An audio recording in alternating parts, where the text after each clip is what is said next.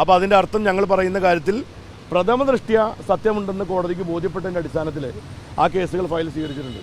Election commission ചെയ്യേണ്ട കാര്യം എന്താണ്? ഇലക്ഷൻ കമ്മീഷനെതിരായിട്ട് വളരെ ഉത്തരവാദിത്തപ്പെട്ട പ്രതിപക്ഷ നേതാവ്, ഇന്ത്യൻ പ്രതിപക്ഷ നേതാവ് ഒരു പരാതി കൊടുക്കുന്നു, അല്ലെങ്കിൽ കാര്യങ്ങൾ വെളിപ്പെടുത്തുന്നു. അതിൻ്റെ അടിസ്ഥാനത്തിൽ തൃശ്ശൂർ ലോക്സഭാ മണ്ഡലത്തെ സംബന്ധിച്ച് വളരെ വസ്തുതാപരമായിട്ടുള്ള കാര്യങ്ങൾ പുറത്തു വന്നു കഴിഞ്ഞാൽ അവിടെ നിങ്ങൾ തെളിവിങ്ങോട്ട് കൊണ്ടുവരൂ. തെളിവ് കൊണ്ടുവരുന്നതിനകത്ത് എന്തെങ്കിലും കുഴപ്പങ്ങൾ ഉണ്ടായിക്കഴിഞ്ഞാൽ നിങ്ങൾ ജയിലിലടയ്ക്കാനുള്ള അധികാരം കൂടി ഞങ്ങൾക്കുണ്ട്. അത് നിങ്ങൾ എഴുതി ഒപ്പിട്ട് തരണമെന്ന് പറയുന്ന ന്യായം എവിടുത്തെ ന്യായമാണ്?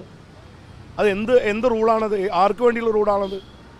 അത് ഇലക്ടർ റോൾ എന്ന് പറയുന്ന ഇലക്ടർ റോളിനെ സംബന്ധിച്ച് അനാവശ്യമായിട്ട് ആളുകൾ പിന്നെ ആർഗ്യുമെൻറ്റ് വെച്ചുകൊണ്ട് ഇലക്ടർ റോളിനെ ചലഞ്ച് ചെയ്യാതിരിക്കാൻ വേണ്ടി കൊണ്ടുവന്നിട്ടുള്ള ഒരു റൂളാണ്.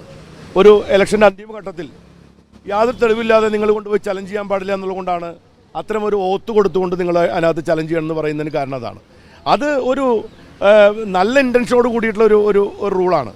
അതിപ്പോൾ വസ്തുതാപരമായി ഇപ്പോൾ ഇലക്ഷനും കഴിഞ്ഞു, ഫൈനൽ ഇലക്ട്രോളും കഴിഞ്ഞു, ഇലക്ഷൻ കഴിഞ്ഞ് റിസൾട്ടും പ്രഖ്യാപിച്ച ശേഷം അതിലുണ്ടായിട്ട് തെറ്റുകളെ സംബന്ധിച്ച് ചൂണ്ടിക്കാണിക്കുന്ന ഘട്ടത്തിൽ നിങ്ങൾ വീണ്ടും ആ ഒത്തു കൊടുക്കണം എന്ന് പറയുന്നത് നിയമപരമായി ശരിയായിട്ടുള്ള കാര്യമല്ല. അതാണ് അതിൻ്റെ പോയിന്റ്.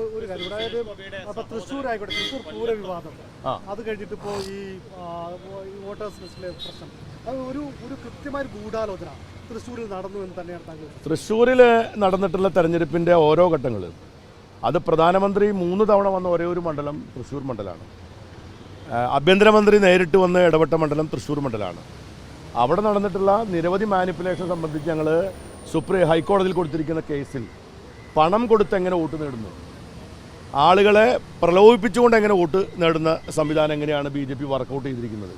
നമ്മുടെ കേരളത്തിൽ ഒരു കാലത്തും ഇല്ലാത്ത വിധത്തിൽ, അതായത് പണത്തിൻ്റെ ആധിപത്യം കൊണ്ട് പലതും ചെയ്യാൻ കഴിയും എന്ന് കേരളത്തിലെ തെരഞ്ഞെടുപ്പിൻ്റെ ഘട്ടങ്ങളിൽ ഒരു പുതിയ സംസ്കാരം കൊണ്ടുവന്നത് BJPയുടെ ഈ തെരഞ്ഞെടുപ്പ് കാലഘട്ടത്തിലാണ്. അതിൻ്റെ ഒട്ടനവധി തെളിവുകൾ വെച്ചുകൊണ്ടാണ് ഹൈക്കോടതിയിൽ ഞങ്ങൾ കേസ് കൊടുത്തിരിക്കുന്നത്. അപ്പോൾ ആ കേസ് സ്വീകരിക്കണമെങ്കിൽ തന്നെ നമ്മൾ വെച്ചിരിക്കുന്ന ആർഗ്യുമെൻറ്റ് അത് സത്യസന്ധമാണെന്ന് പ്രഥമ ദൃഷ്ട്യാ കോടതിക്ക് തോന്നിയാൽ മാത്രമേ ഇലക്ഷൻ കേസുകളിൽ സാധാരണ നിലയിൽ അത് അക്സെപ്റ്റ് ചെയ്യാറുള്ളൂ. അപ്പോൾ അതിൻ്റെ അർത്ഥം ഞങ്ങൾ പറയുന്ന കാര്യത്തിൽ പ്രഥമ ദൃഷ്ട്യാ സത്യമുണ്ടെന്ന് കോടതിക്ക് ബോധ്യപ്പെട്ടതിൻ്റെ അടിസ്ഥാനത്തിൽ ആ കേസുകൾ ഫയൽ സ്വീകരിച്ചിട്ടുണ്ട്.